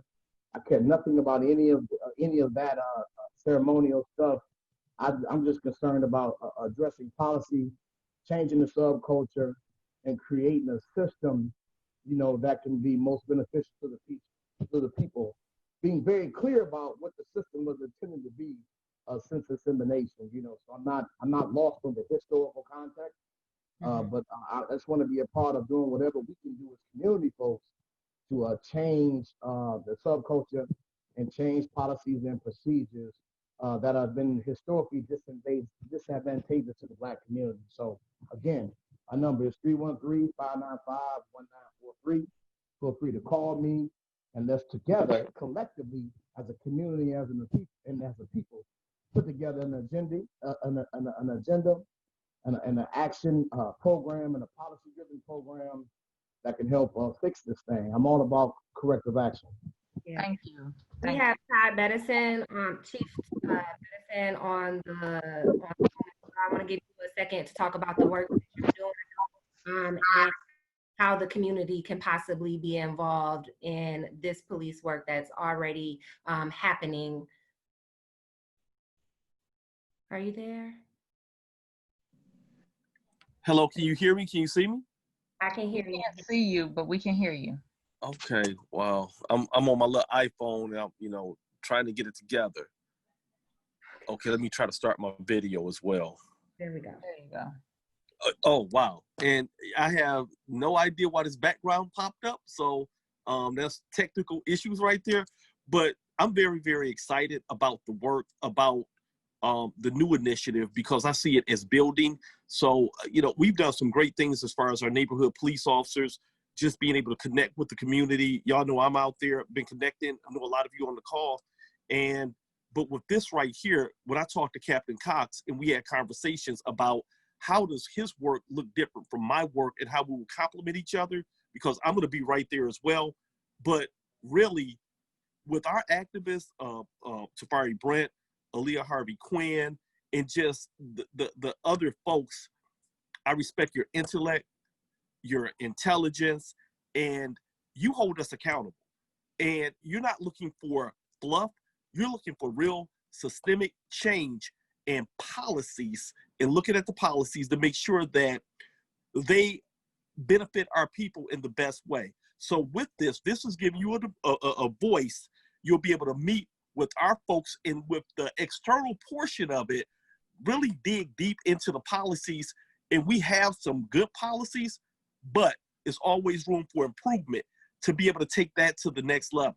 And so that when a Todd Bettison, a Chief Craig, a Tafari Brent, and we're no longer here, we have put in place to make sure that for our Black and brown youth in the city of Detroit, that we got the absolute best policies, and that we're holding folks accountable to those policies, and that we are a leader for the nation. You know, we're very, very proud in the city of Detroit, but we want to make sure that stuff we put in place don't get undone when we leave. Mm-hmm. So I'm just so happy, and I'm so happy that you all were able to, you know, that we were able to. It looks like you broke. It looks like you're breaking up, Deputy Chief Bettison. I have another question around Project Greenlight. Folks are up in arms about systemic racism within policing systems. I wanted to hear from everybody what their thoughts were on Project Greenlight and whether or not that is an example of systemic racism and criminalization of the poor within DPD in Detroit.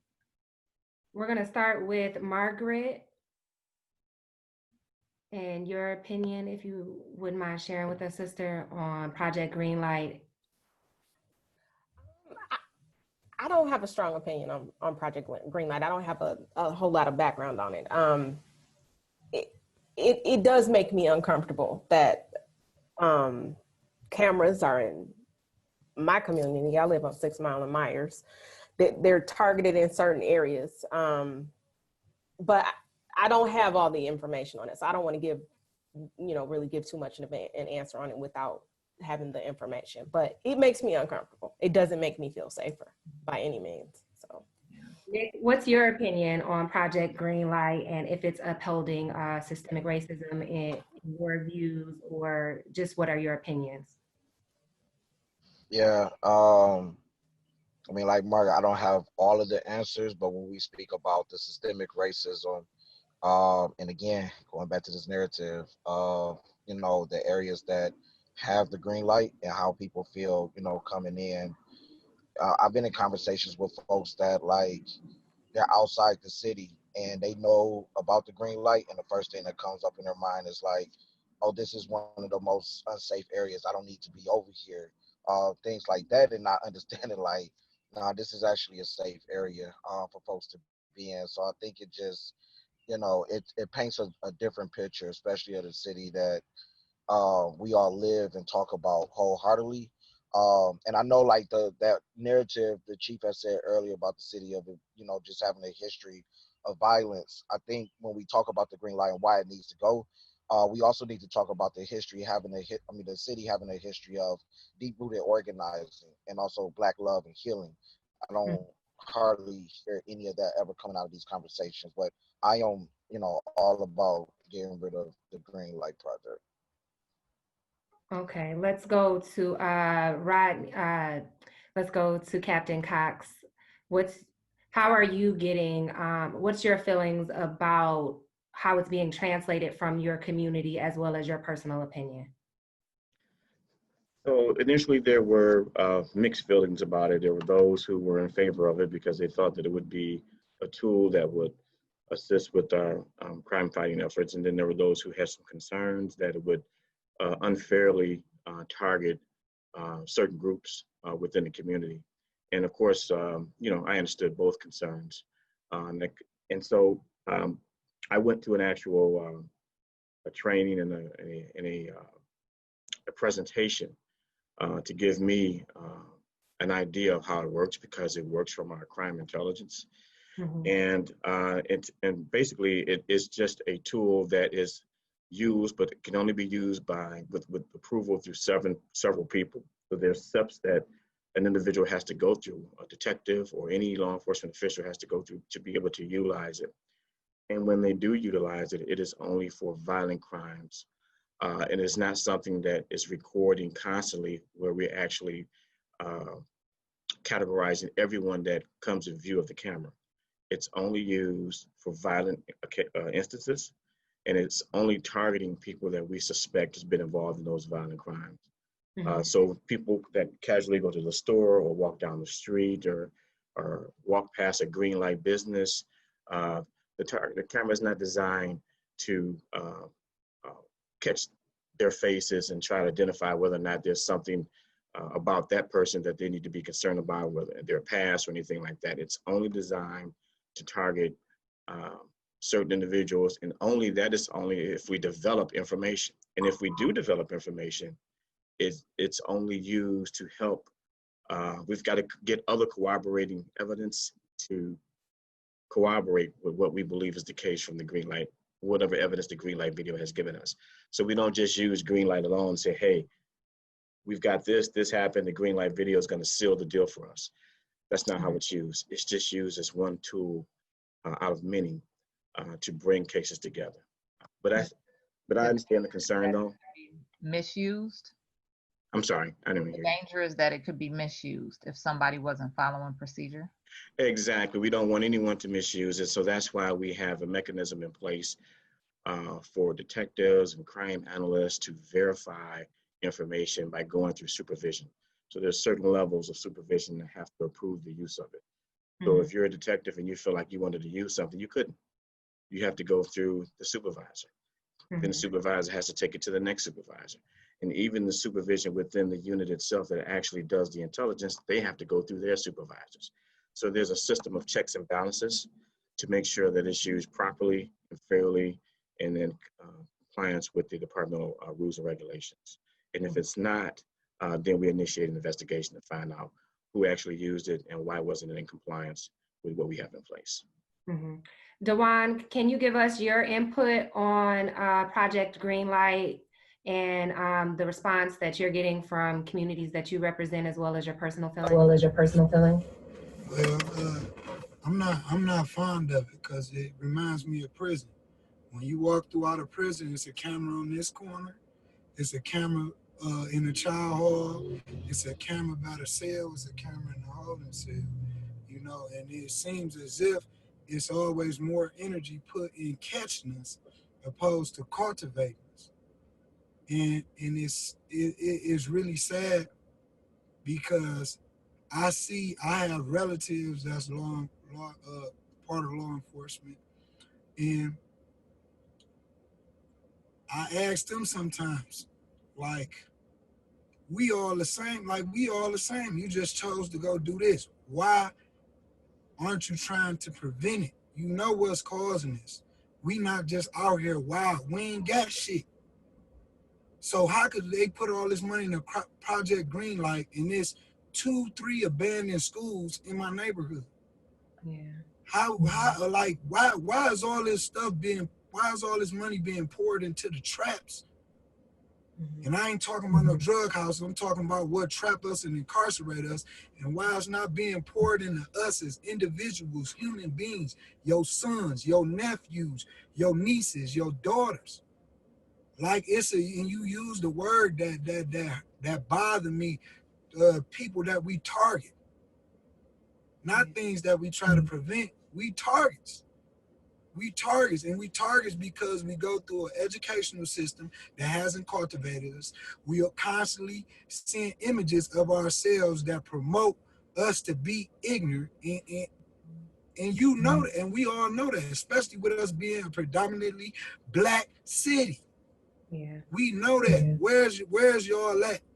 I don't see y'all out here. I see officers riding through this neighborhood every day. You ain't got to talk to an adult. I ain't seen an officer stop and try and have a conversation with one of these 7-year-old, 8-year-olds yet. That's what I'm looking for. Yeah. I don't see that. Captain, could you respond to that for us?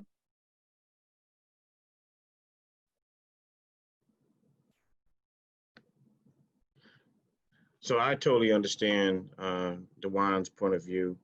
He makes an excellent point. I think it's critically important, vitally important, that if we are going to have a relationship that we're supposed to have with our community, that we take time to communicate. And that's to whether it's to our younger generation or whether it's to some of the older generations, some of the people that live within the community. I've always been a proponent of communicating with the people that we serve. How can you serve a community that you don't talk to? You know, I think it's vitally important that you take time to have that conversation with people. And you'll be surprised, and I've told officers this, I've told my subordinates this, that if you just take time to talk to folks and they begin to know who you are, they get to know that, you know, you're human and that you have a real interest in making sure that they're safe and that your interest is to protect them and serve them and not be abusive or remove some of the stigma that you've gotten. But when you don't talk to people, then people formulate their own beliefs and their ideas about what you're about and who you are. But you have to communicate. So I think you make an excellent point that we should take time to stop, have a conversation, speak, wave, communicate. The fundamentals of communication is vitally important. Yeah. So yeah, I agree. We're gonna make sure that we connect you and Dewan, especially on that new project that you guys are working on. He is a fellow with Live Free. He's also part of TPA, and it's important to have voices as raspy and as true to character to represent Detroit as Dewan just displayed. And we need that type of representation in spaces like this who challenge the narratives that we are targets, because that's how it feels when we see all those cameras a lot of times. Right. The underlying feeling and theme of this conversation has often been poverty. Tomorrow, we have a discussion with several of the panelists that were on today, and I want to invite all of our Facebook viewers and those attending on Zoom to join our conversation tomorrow about community solutions to the poverty that we often face here in Michigan, Detroit, and across Black communities, because the issue is that the criminalization of poverty is what's fueling that school to prison pipeline. And we need to address the way that those funds are being used in our communities when it comes to police engagement, when it comes to the green lights. That series is our Free Our Wallet series, and I want to invite anyone who to check out our Facebook page as well as our Instagram pages. We'll be broadcasting live, and we would like input. We want to invite community members as well as our partnerships in the police department. And I just want to thank everybody for their time and their energy. These are tough conversations. We hope to have more of them moving forward, as well as just growing our relationships with the communities. Does anyone have anything that they would like to say before we disconnect with our audience? So I'd just like to say, if I may, Ms. Harvey Quinn, I just want to thank you for the opportunity. I am very much looking forward to working with everyone. I hear your hearts, I do. I hear you, and I want to learn from you as well, because I know there's a lot I can learn and to be able to help us. My whole goal is to make sure that I build that relationship between us a better and a stronger one. And so I know in order to do that, we've got to have these conversations. Yeah. So I'm looking forward to it. Thank you. Nick, do you have anything you want to say before we take off?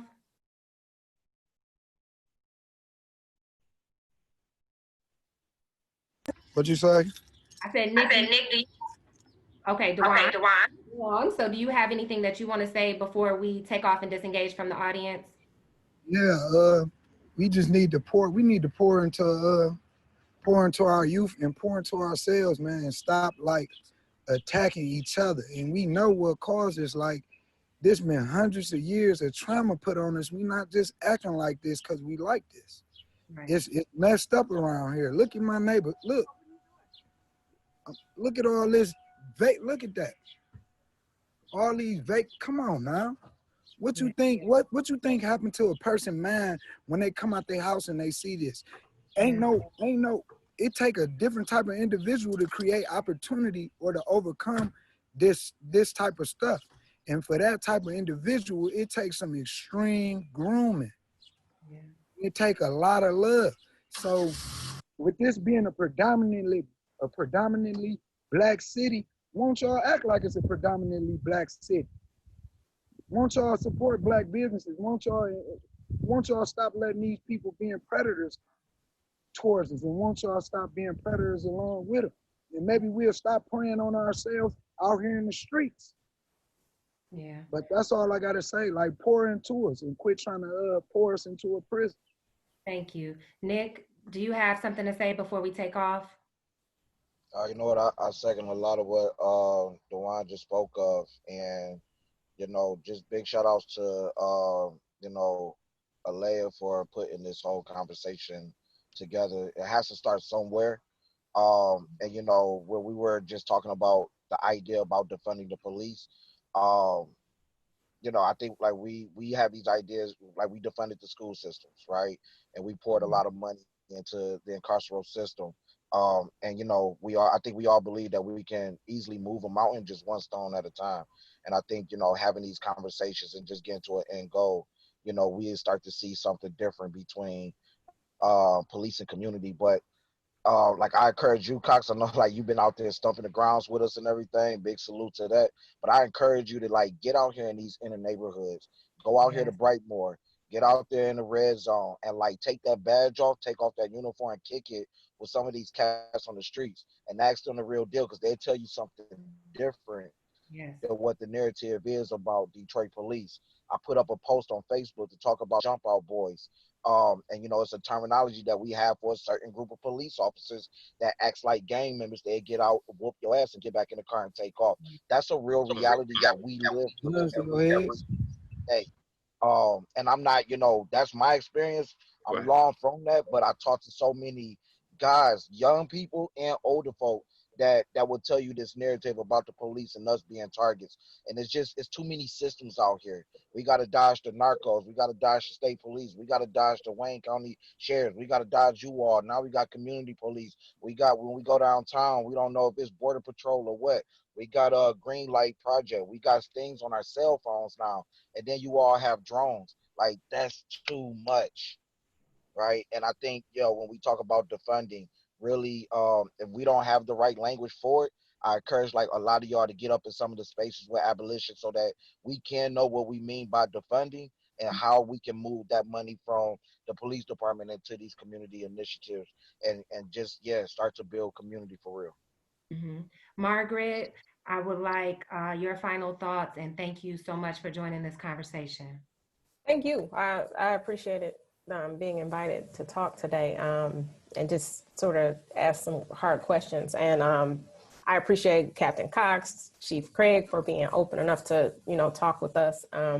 But I just am very, I just hope these conversations continue and actually yield some change. I'm interested in hearing more about what this procedural justice project is going to look like. And just hope you include lots of different voices at the table, like Dewan, like youth, because again, as Nick said, what you all think the police, the impression or how they appear, it's not real to the Detroiters who live in Detroit. As a middle-aged Black woman, college educated, I have my license, like I still fear the police behind me. That shouldn't be the case.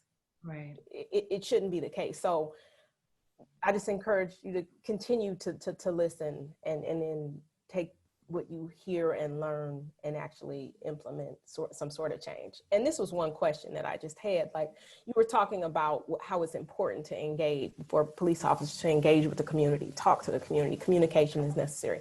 Is that a part of the training? Like, have we considered more than just saying that should happen, but like screening for people who actually can connect in that way, because that's a necessary part of being a police officer? Like, is that built in? Can you just talk about that a bit? Sure, absolutely. Sure, I'll make it real quick. So the chief felt like that was very important.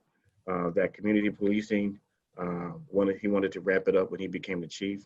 And so not only did he initiate the neighborhood police officers, who are a segment of the police department where they actually go out and do community events and host events and talk to people directly, go into the community and into the neighborhood. But to make sure that officers themselves who patrol the streets were not necessarily neighborhood police officers, but they are essentially still in the community and they still have to communicate with the community that they serve. And then, so in the academy, you learn that, but then it's up to the leaders, supervisors, command officers like myself, to continue to establish that. Once you get to the command and say, hey, look, go to roll call, make sure you talk to people, say hello, have a conversation. That's up to us to make sure that we push that narrative that you need to communicate with the community. Can we do better with it? Absolutely. Are we looking to expand on it? Absolutely. And that's one of the things we're looking to do with what we're trying to establish now with the command. All right. Lastly, I want to go to Alea. Can we have your final thoughts? Thank you for convening this space. Yeah, I'm grateful to everybody for their time, for their input, for the valuable insights and comments. I think the policing issue in Detroit is nuanced and layered. To be clear, Black people die when they leave Detroit, right? We die on the borders of Hamtramck, trying to drive through Dearborn. We get targeted disproportionately, right? In Detroit, our problem is a little bit different. We have a race and a class issue. Black people who come up oftentimes don't do the work of staying connected to our communities to make sure that people don't end up in the positions that DeJuan described. And that's why it's important to have these conversations with a group of really, really diverse voices and work towards really gritty solutions that land on the ground. So I think these conversations are necessary. I think we need to keep having them. And I think we need to celebrate and lift up directly impacted voices when they share their experiences. And we need to acknowledge it as expertise. Yes. So thank you all for your time. Yeah, so that concludes it, everyone. If you could check us out on Facebook, Force Detroit, as well as Instagram, Force Detroit. And like I said, we have Free Your Wallets, the conversation on community-based solutions towards the decriminalization of poverty tomorrow. Thank you guys all again for your time. Peace and love.